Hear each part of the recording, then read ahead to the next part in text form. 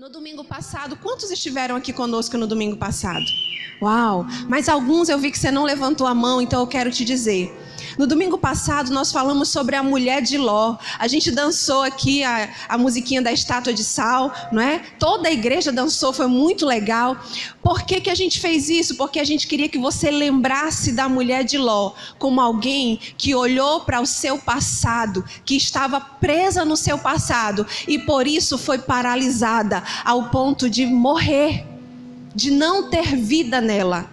E agora, hoje, depois que nós temos esse entendimento da forma correta de olhar para trás, nós vamos dar continuidade. E eu queria começar falando para você uma curiosidade. Você sabia que traumas de infância causados pela morte ou pelo abandono dos pais pode ocasionar depressão na vida adulta? Crianças que foram abandonadas ou rejeitadas pelos seus pais, ou ainda crianças que perderam os seus pais, que ficaram órfãos, também elas podem desenvolver na vida adulta depressão. Você sabe que pessoas hoje, que elas têm medo de falar em público, pode estar relacionado a um trauma decorrente de algo que ela viveu na sua casa ou na sua família? Deixa eu te falar uma coisa. A Rebeca, quando ela foi para aquela fase do primeiro ano, que a gente chamava antigamente de alfabetização, no início do ano, ela passou 3 meses em que, quando chegava meio-dia, a hora de ela ir para a escola, ela chorava bastante. Nós temos 2 filhos, o Lucas e a Rebeca, e quando ela chegava 11 e pouco, meio-dia, ela começava num desespero, dava uma dor de barriga, dava dor de cabeça, ela chorava, ela dizia, não quero ir para a escola, e a gente ficava, minha filha, o que aconteceu? Por que você não quer ir para a escola? Imagina que ela dizia, não aconteceu nada, mamãe, mas eu não quero ir para a escola. E eu e o Daniel ficamos assim, em parafuso, conversa com o coordenador, conversa com o psicólogo da escola e ninguém sabia dizer o que tinha acontecido com a Rebeca. Conversa com a professora e está tudo normal, mas ela só chorava. Irmãos, ela abraçava o meu esposo e ela dizia, me tira daqui, papai, me tira daqui. Eu acho que de manhã eu não contei, mas ela estava tomando água na nossa casa uma manhã e eu disse assim, que água gostosa, né, Rebeca? Ela falou, é muito boa a água da minha casa. Eu falei, da sua casa, mas melhor ainda é a água da escola. Ela falou, da escola não. Nem a água da escola ela queria conversa, com nada da escola. Irmãos, eu fiquei tão desesperada que eu comprei um livro que falava de abuso sexual infantil, um livro para criança colorir, que é um livro que você vai tratando disso com a criança lentamente, sutilmente, e aí ele te ajuda a identificar se por acaso aquela criança sofreu um abuso. Eu desconfiava do porteiro, do faxineiro, do professor, de todo mundo que cruzava o meu caminho. Eu fiquei em parafuso, e um dia o Daniel falou assim, eu estou tirando essa menina dessa escola. Foram 3 meses de muito sofrimento, até que num determinado dia, ela disse, mamãe, a professora me colocou diante da turma para que eu lesse para todo mundo. Mas ela ainda não sabia ler. Era a alfabetização, era o primeiro ano, é o início que ela está aprendendo a ler. E ela disse, e ainda por cima, o meu amiguinho fulano de tal, ele ficou rindo de mim e motivando todo mundo a rir de mim, mamãe. Um trauma. Uma ferida. Agora imagina se os pais da Rebeca não conseguem interferir nisso de forma tão precoce. Essa criança poderia ser um adulto que não vai falar em público, que não vai se posicionar. Então hoje eu estou falando para pessoas que talvez hoje não tem condições de falar em público. Talvez você tenha tanto talento, um chamado para tantas coisas boas na vida, mas quando o seu chefe diz assim, olha, você vai reunir a equipe e eu quero que você dê uma palestra contando o que você está fazendo, aí você trava. Eu quero dizer para você que talvez isso seja relacionado a um trauma do passado. Também existe uma outra coisa chamada agressividade. Crianças que são criadas e geradas e vivem num ambiente de agressividade. Sabe, tanto a agressão física como a agressão verbal. palavras duras, palavras grosseiras. Eu me lembro que eu trabalhei 7 anos num projeto social, e nesse projeto tinha uma menina linda, e me perdoe a expressão, queridos, mas eu preciso compartilhar com você. A mãe daquela criança acordava aquela menina e dizia assim: se levanta, prostituta. Aquela criança, quando acordava, ela já acordava debaixo de agressão. E uma vez eu conversando com ela na escola, e eu profetizando e ministrando vida para ela, ela dizia: não, pastora, a minha mãe diz que eu vou ser prostituta. Eu quero dizer para você que é pai, você que é mãe: ei, você é uma voz de autoridade. Aquilo que você fala, o seu filho, a sua filha vai acreditar. Aquilo que você diz é regra, é lei, você é o referencial. E eu quero dizer para você que foi gerado num ambiente de agressividade. Perdoe os seus pais. Perdoe-os. Talvez eles não sabiam, eles não tinham esse entendimento. Eles vêm carregando isso de geração a geração. E você vai entender por que isso vai parar em você hoje. Eu assisti uma pregação da doutora Rosana, que é neurocientista. E ela dizia uma coisa interessante, ela diz assim: existem pessoas que dizem assim: eu não consigo, doutora, quando eu vejo eu já estou gritando com os meus filhos, eu já estou soltando os cachorros nele, eu não consigo não gritar. E aí a doutora Rosana citou um exemplo e eu queria compartilhar. Imagina que você está na sua casa, e quem é a mãe que nunca gritou com o filho, agora tira a primeira pedra, né? Quem nunca? Ninguém se pronunciou, graças a Deus. Quer dizer que eu não estou só nessa, né? A gente fica protelando a correção, é por isso que a gente grita, porque a gente não corrige da forma correta, fica protelando, adiando. De repente a gente grita: desce daí, menino! E eu não vou falar de novo, porque se eu falar... Nessa hora ele desce, depois ele sobe de novo. E aí você tá gritando com o menino, gritando, e você isso, e gritando com o seu filho. Aí o telefone toca e é a sua pastora. E você tá gritando, aí a pastora Eliane, minha discipuladora, oi, pastora. Não, tudo bem, tá tudo bem, pode falar. Alguém já passou por isso? Você tá olhando pro menino. Não, pastor. Né? Sabe o que eu estou dizendo? Você dá conta de vencer a agressividade. Você não gritou com a sua pastora. Talvez se fosse seu marido, você tinha dito: não fala comigo agora não. Talvez aí você não ia, né, botar uma máscara. Mas com os de fora a gente não consegue, não é? O entregador de água, você está gritando... Não, querido, pode deixar a água aí.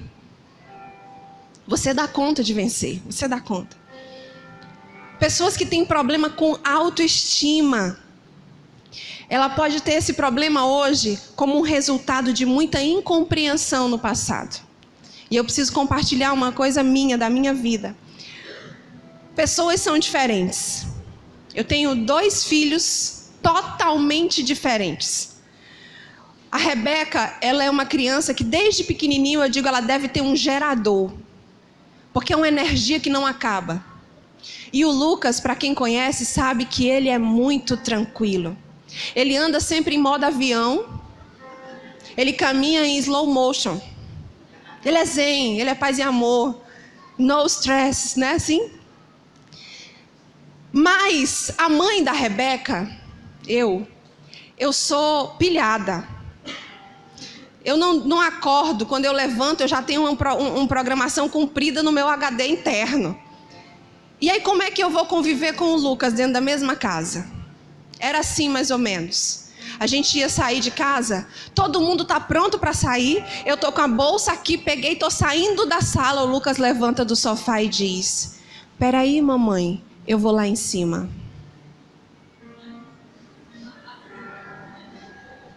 E eu digo: meu filho, acelere o processo. Pelo amor de Deus, Lucas, pelo amor de Deus, acorda, menino, sobe, pelo amor de Deus. A gente tá saindo e tu ainda tá aí, babá. E ficava aquele clima e ele: calma, mamãe, vai dar certo. E eu dizia: pelo amor de Deus, amor, faz alguma coisa. Esse menino, eu não consigo entender por que esse menino é assim. Olha, Lucas, não dá certo não consigo, meu filho, acorde pra vida. Meu irmão, a vida lá fora, o mundo tá andando, a terra tá girando, acorde. É ou não é? Os mais elétricos vão saber, mas os mais calmos também vão entender como é sofrimento caminhar com alguém elétrico. É ou não é? Lá em casa, eu e minha irmã somos opostos. A minha irmã, quando ela ia pedir dinheiro para o meu pai, ela dizia assim: Dalila, pede dinheiro para o painho. Eu dizia: fala tu, mulher. Não, pede tu. E aí ela chegava, vai pedir. Ela dizia assim: pai, me dá 10 reais. Aí ele: o que foi, minha filha? Pai, ela está pedindo 10 reais. Somos diferentes. Só que não é porque o Lucas ele é essa pessoa mais calma e a Rebeca mais pilhada que são pessoas erradas. O Lucas está errado, a Rebeca está errada. Não, são pessoas diferentes e as diferenças precisam ser respeitadas. Mas talvez alguém não te respeitou. Não respeitou a sua personalidade, não respeitou a sua maneira de ser, exigiu de você além do que você poderia dar e você foi obrigado a mudar. E por ter sido obrigado a mudar para alcançar um ritmo de alguém, para agradar alguém, isso pegou a sua autoestima e colocou no chão. Hoje você olha para as pessoas e você vê todo mundo melhor do que você, mas não consegue ver algo de bom dentro de você. Sabe por quê? Porque alguém te feriu ao ponto de tolher aquilo que era mais importante na sua personalidade. Talvez o trauma gerou uma dificuldade de se relacionar. Através de abusos físicos e também emocionais, abusos psicológicos, geram uma introspecção.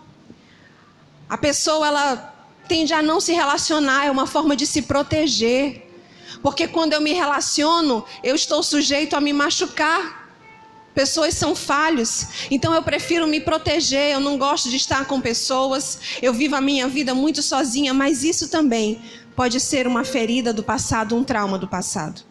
Só que se eu pegar o microfone e disser assim: por favor, você suba aqui e venha falar do seu trauma, da ferida, do que causou. Talvez 99% de vocês conseguissem vir aqui e dizer: eu tive um trauma nisso, eu fui ferido nisso, o que me causa dor é isso. Então eu não preciso ensinar você a analisar a dor, mas eu tenho a obrigação de ensinar a você o caminho da cura. Então olha para a pessoa do seu lado e diz assim: vamos entender a cura para as nossas emoções. Vamos ler aqui no telão 2 Samuel capítulo 4, versículo 4. Diz assim: Jonatã, filho de Saul, tinha um filho aleijado dos pés. Esse menino tinha 5 anos de idade quando se ouviu a notícia de que Jezreel, de que Saul e Jonatã haviam tombado em combate. Sua ama o apanhou e fugiu. Todavia, na pressa, ela o deixou cair e ele ficou manco. Seu nome era Mefibosete. Escuta só. Existia uma família e dessa família nasceu Mefibosete. Um filho do príncipe Jonatã, neto do rei Saul. Alguém que um dia herdaria o trono, uma pessoa de linhagem nobre, linhagem real.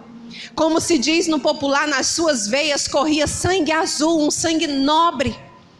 Mas um dado momento da infância, aos 5 anos de idade, Mefibosete tem a notícia de que o seu avô e seu pai haviam morrido na guerra.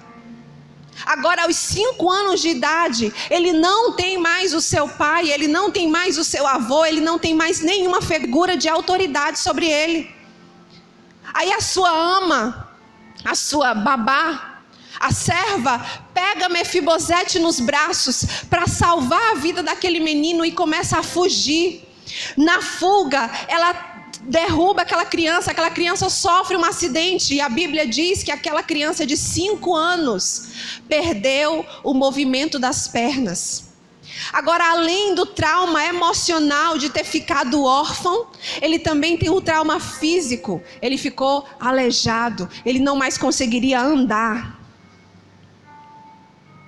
Talvez na sua infância também aconteceu algo que pôde te paralisar. Talvez não na infância, mas em outro dado momento, talvez no casamento. Em algum momento da sua trajetória, aconteceu algo que tentou e ainda hoje tenta te paralisar. Mas eu quero te dizer uma coisa. O trauma não é maior do que a sua origem. Você é filho do rei.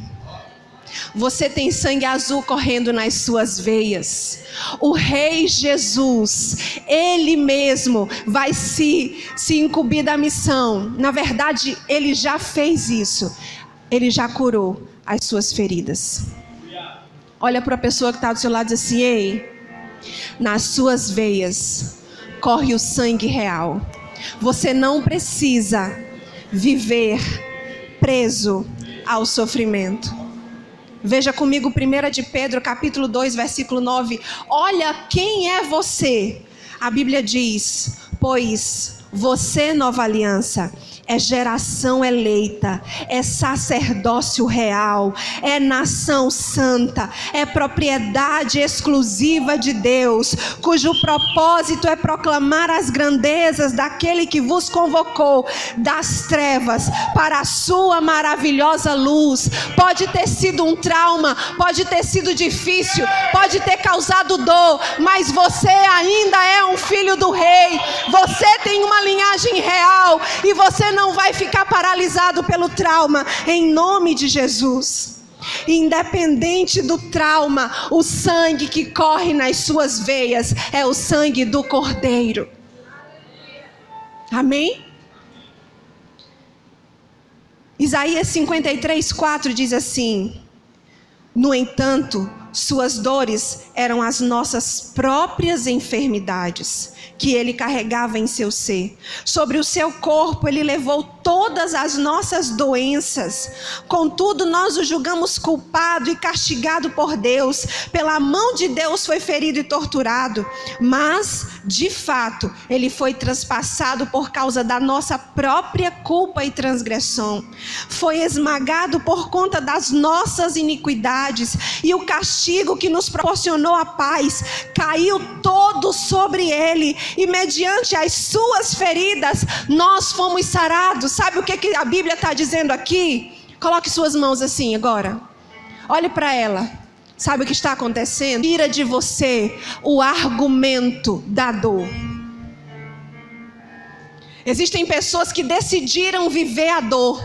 Eu comentava de manhã que uma vez eu estava na clínica de hemodiálise. Meu sogro faz hemodiálise há 4 anos. E eu estava em uma dessas vezes na clínica. E enquanto ele estava lá dentro, eu estava lá fora esperando. Chegou uma Kombi cheia de pacientes do SUS para fazer hemodiálise. Muitas pessoas, crianças, homens, mulheres, idosos. E eu olhei com tanta compaixão para aquelas pessoas e eu comentei com o porteiro. Eu falei: poxa vida, que coisa difícil. Como deve ser difícil a pessoa ter que 3 vezes por semana, pelo menos, ficar 4 horas do seu dia amarrada a uma máquina que vai filtrar todo o seu sangue, porque se ela não for lá e ficar ligada naquela máquina, ela pode morrer. E eu falava com aquele porteiro: que vida difícil essas pessoas devem sofrer. E sabe o que aquele homem me respondeu? Ele disse assim: ah, senhora não está entendendo. E se eu disser para a senhora que alguns desses já tiveram a oportunidade de receber um transplante renal e rejeitaram? Rejeitaram para conseguir continuar recebendo um auxílio do governo, uma coisinha assim. Rejeitaram porque quando eles vêm, o governo passa lá na casa deles, pega eles de Kombi, traz aqui para a clínica e dá um lanche para eles. Sabe? E eu comparo essas pessoas a muitos dentro da igreja, que Jesus na cruz, a Bíblia diz, ele levou todas as nossas dores, ele pegou todas as nossas feridas, ele pegou todos os nossos traumas e frustrações e levou na cruz. E hoje ele diz assim: meu filho, minha filha, eu sei que você sofreu, mas na cruz eu te desliguei da máquina do renal crônico. Na cruz eu estou dizendo para você, você não precisa ficar amarrado nessa dor. Você não precisa passar por esse sofrimento. Mas existem pessoas que insistem em dizer, eu rejeito esse transplante. Eu não preciso disso, eu não quero essa cura. E como é que a pessoa diz isso, pastora? Porque todo mundo em sã consciência quer a cura. Ela diz isso quando ela insiste em fortalecer o sofrimento. Ela está ouvindo que tem a oportunidade de cura, mas ela não consegue se desconectar, ela não consegue perdoar. É aquela vitrola arranhada. Vitrola é o novo, né? É aquele, como é que diz hoje, gente? Algo na tecnologia quando trava, Emanuel, é o quê? Cadê o Emanuel? Tá aqui não. É um pendrive com vírus. Pronto. Antigamente era um disco arranhado. Hoje é um pendrive com vírus. É aquela pessoa que você conversa, propõe para ela a solução. É a mulher de Ló. Ela está olhando à frente, ela vê a solução. O anjo está pegando o marido dela pela mão e correndo para levar para a vida. Mas ela está dizendo, mas espera aí. Porque um dia, sabe, o meu pai me estuprou, ok. Mas Jesus já foi na cruz e já arrancou essa dor de você.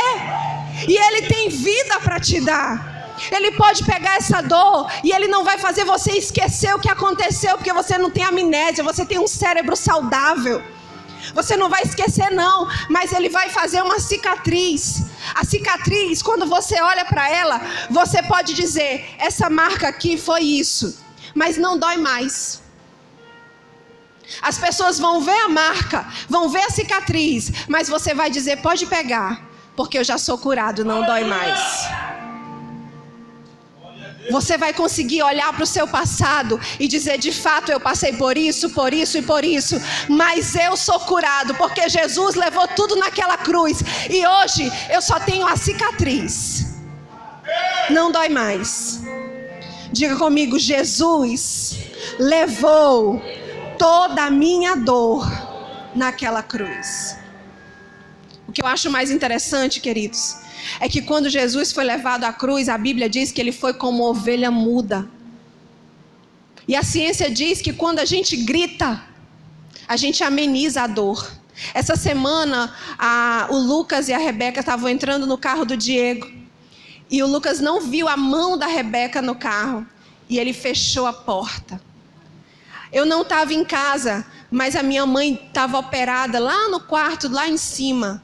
Ela disse que foi um grito de tanta dor, que ela mesmo operada, ela desceu as escadas e correu. Ela disse que quando viu, já estava lá embaixo, diante da Rebeca, com a mão machucada. A Rebeca deu um grito de dor. E a ciência diz que a gente grita, porque o grito faz amenizar a dor. Dá uma sensação de que a dor é amenizada. Só que o nosso Jesus, Ele foi como ovelha muda. Ele foi açoitado, Ele foi ferido, mas Ele não gritou. Sabe por quê? Para que ninguém pudesse dizer, mas Ele não suportou toda a dor, Ele levou toda a dor, para que eu e você pudéssemos hoje desfrutar de uma vida onde as feridas do passado não podem mais nos paralisar. Ele tem uma vida sobrenatural para você. Ele tem algo elevado, Ele tem algo maior, Ele tem algo melhor. A Bíblia diz que os sonhos de Deus são maiores do que os nossos. Talvez o que seu pai disse para você, talvez o que sua mãe disse para você, talvez o que seu parente falou, feriu você a ponto de te paralisar. Mas ei, não importa o que disseram. Hoje Jesus disse, eu levei essa dor, e você não precisa continuar aí.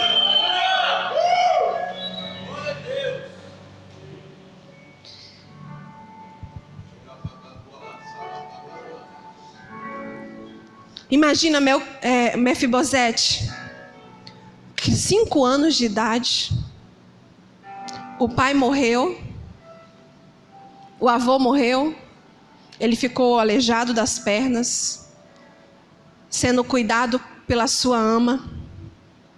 E a Bíblia diz que ele foi levado para um lugar chamado Lodebar. Lodebar significa sem pasto. Aline, ele não tinha pai, ele não tinha mãe, ele não tinha família, avô, ele não tinha ninguém. E ele estava morando num lugar onde não tinha alimento. Alimento é vida. Ele estava sem vida, sozinho.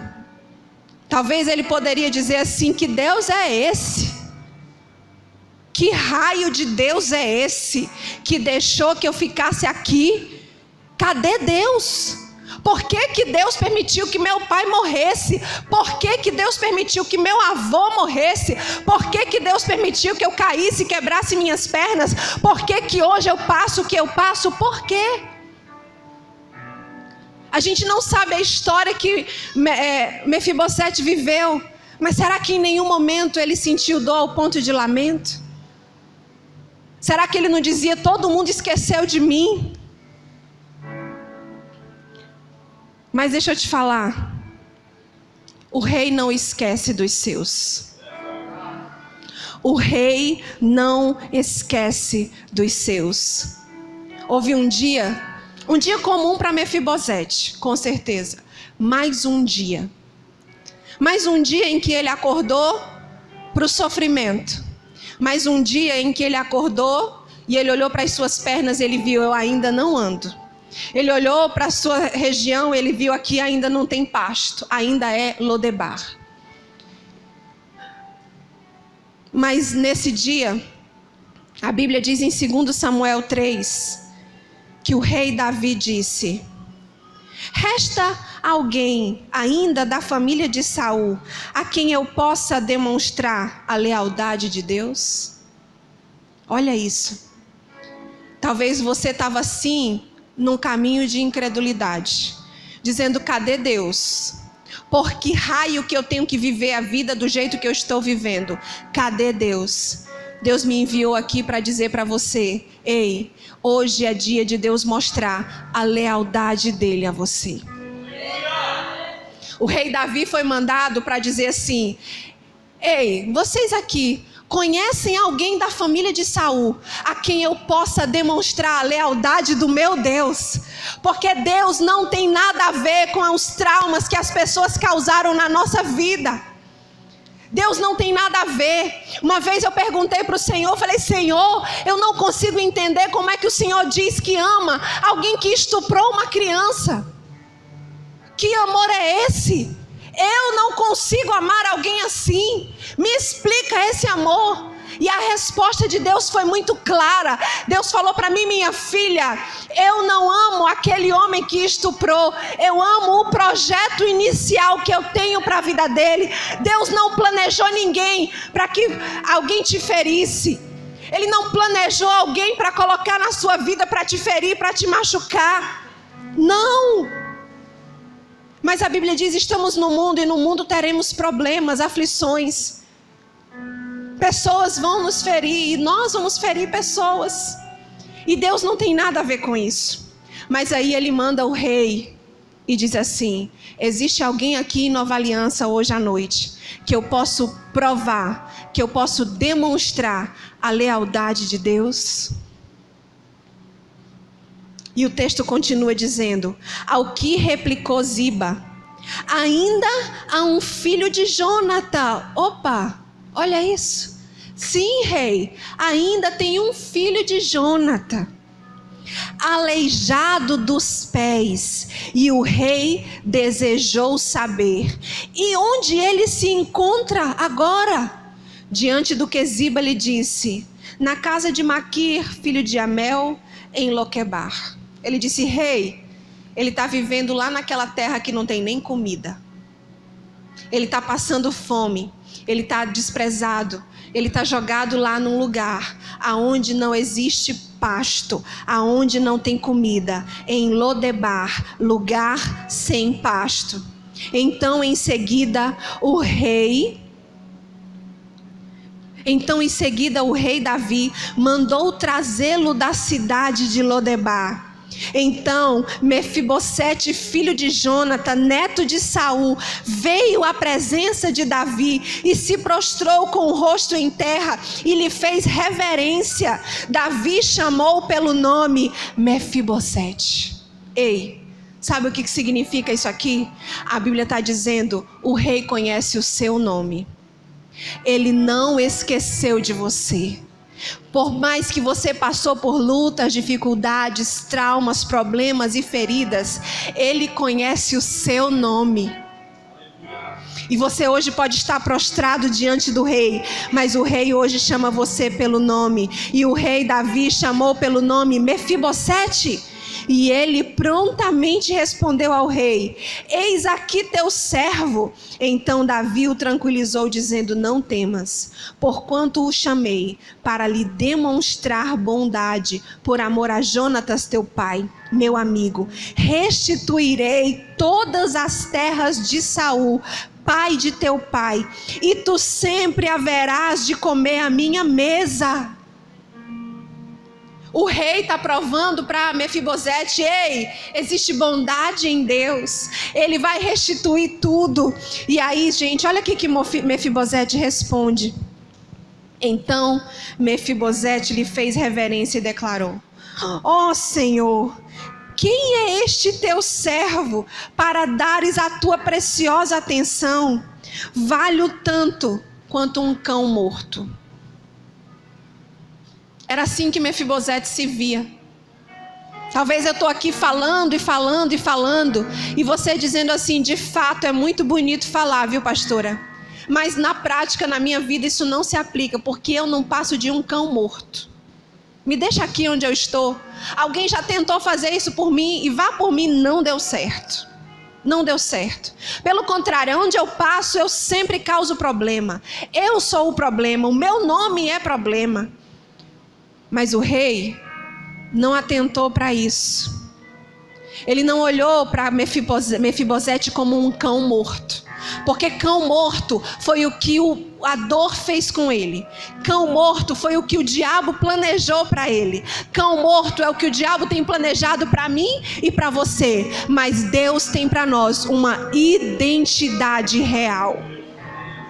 Não se contente com a identidade da dor. E o 13 diz assim: assim Mefibosete, que era deficiente dos 2 pés, passou a morar em Jerusalém, e todos os dias fazia suas refeições em companhia do rei, compartilhando da mesa. Sabe o que isso quer dizer? Quando o rei Davi tira Mefibosete de Lodebar, uma terra sem pasto, e leva Mefibosete para habitar, para morar em Jerusalém, que Jerusalém quer dizer temor a Deus e lugar de perfeição. Sabe o que eu quero te dizer? Quando o Rei Jesus ele chega na nossa vida, ele nos tira de Lodebar, de uma terra infrutífera, de uma terra sem pasto, e nos leva a um lugar de perfeição. É esse o lugar que Deus tem para você. É esse o lugar. Todos os dias agora. Todos os dias. Diga comigo, todos os dias. Aquele homem que vivia largado, jogado. Agora todos os dias ele podia comer na presença do rei. Você sabe o que cura ferida, gente? Você sabe o que cura trauma? É a presença do rei. Mefibosete não foi um dia de domingo à noite na igreja de Nova Aliança e depois nunca mais ele voltou. A Bíblia diz que ele foi na presença do rei e permaneceu todos os dias até então. Sabe por que não deu certo a cura na sua vida ainda? É porque você visita a presença de vez em quando. Vez ou outra você aparece, vez ou outra você congrega. Nem diz que congrega, porque quem congrega vai sempre. Aí meu irmão não dá conta não, sabe por quê? Porque a gente vai olhar para a gente e vai dizer: eu sou um cão morto. Mas o que fez a cura completa de Mefibosete foi permanecer na presença. E você quer saber mais? Isso não foi de manhã não, vem fresquinho do céu agora. Na presença do rei vem alimento que te sustenta. O que você tinha em Lodebar era suficiente para você sobreviver. Mas na presença do rei é suficiente para você viver e vida em abundância. Mas é todo dia na presença. É todo dia na presença. É todo dia na presença. É todo dia na presença.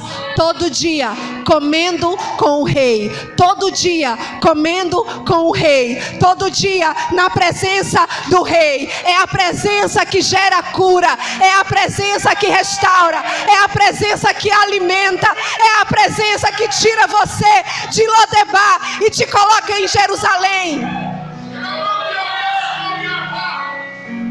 É na presença que existe restituição. É na presença do rei que ele muda a sua identidade de cão morto e resgata a sua identidade de filho de linhagem real. É na presença do rei. Quem caminha com o rei é nobre. Quem caminha com o rei é nobre.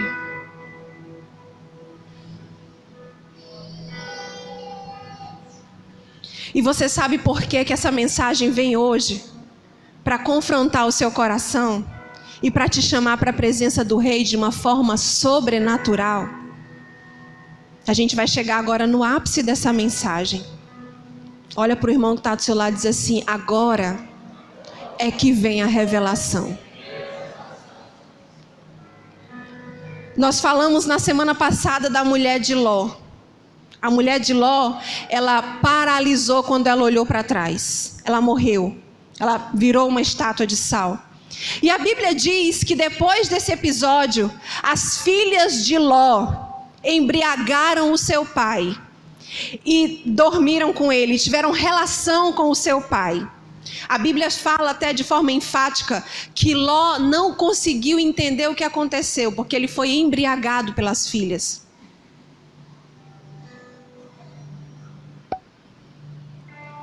A filha mais velha engravidou e gerou um menino e deu para esse menino o nome de Moabe. Diga comigo: a filha mais velha gerou um homem por nome Moabe. Desse menino da linhagem de Ló, por nome Moabe, surgiu aquele povo chamado Moabitas.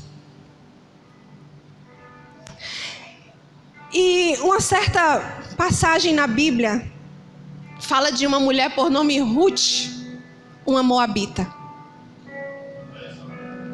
Ruth era uma moabita que um dia ficou viúva, ou seja, passou por traumas, passou por dores.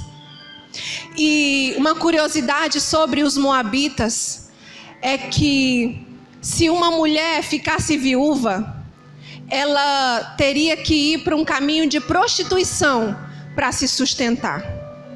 Ruth tinha dois caminhos. Ruth podia seguir com Noemi para um destino incerto aos nossos olhos, mas seguindo o caminho do Deus de Israel. Ou ela podia voltar para Moabe e servir como uma prostituta para se manter. Voltar para os deuses antigos. E sabe que se ela tivesse a mesma maldição da linhagem dela, porque ela é descendente da mulher de Ló, ela poderia ter olhado para trás e ter dito: eu vou voltar, eu vou lá com o meu povo, eu vou voltar para a minha dor, para a minha escravidão, para a minha miséria, eu vou voltar. Que outra coisa que não a morte me separe de ti. Eu não volto para aquele passado por nada.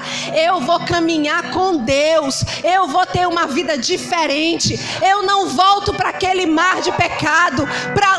De lá eu já saí e para lá eu não volto. As feridas e os traumas não vão me pegar novamente. Ruth casou com Boaz. E veja comigo. Ruth capítulo 4, versículo 17, diz assim: as vizinhas lhe deram o nome, dizendo: a Noemi nasceu um filho, e lhes chamaram Obed. Atente, este é o pai de Jessé, pai de Davi. Sabe por que hoje Deus trouxe você aqui? Para te chamar para a presença do rei? para que você, assim como Ruth, não olhe para trás, mas para que, assim como Ruth, olhe para Jesus, busque a presença do Rei e a sua descendência seja restaurada. A sua descendência seja redimida. De Ruth, uma moabita, saiu a linhagem do rei Davi. De Ruth, uma moabita, saiu a linhagem do nosso Senhor e Salvador. Sabe, hoje o seu posicionamento não muda o seu passado. Já aconteceu, já te feriram.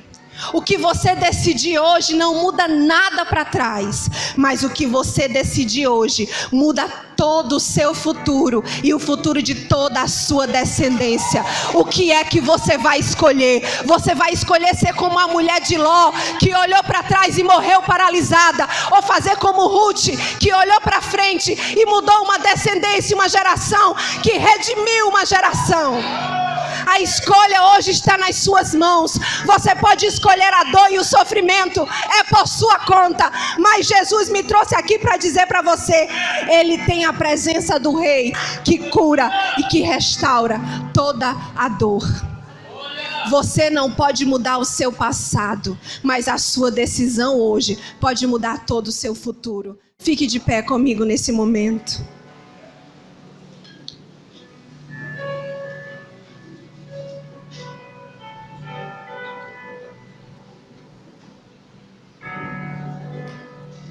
Quem hoje entende que está em Lodebar, numa terra sem pasto? Quem hoje entende que as feridas e os traumas, de fato, te fizeram parar? Te levaram para um lugar sem alimento?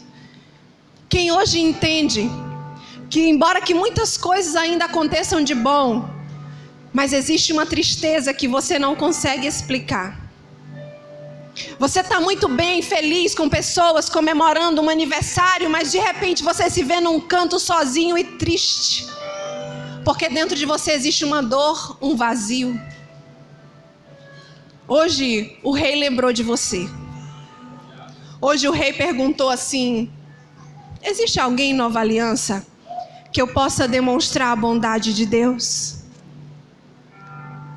E eu disse: existe, Senhor, mas essa pessoa está em Lodebar. E Deus me trouxe aqui para dizer: saia de Lodebar e venha para Jerusalém, a terra da perfeição.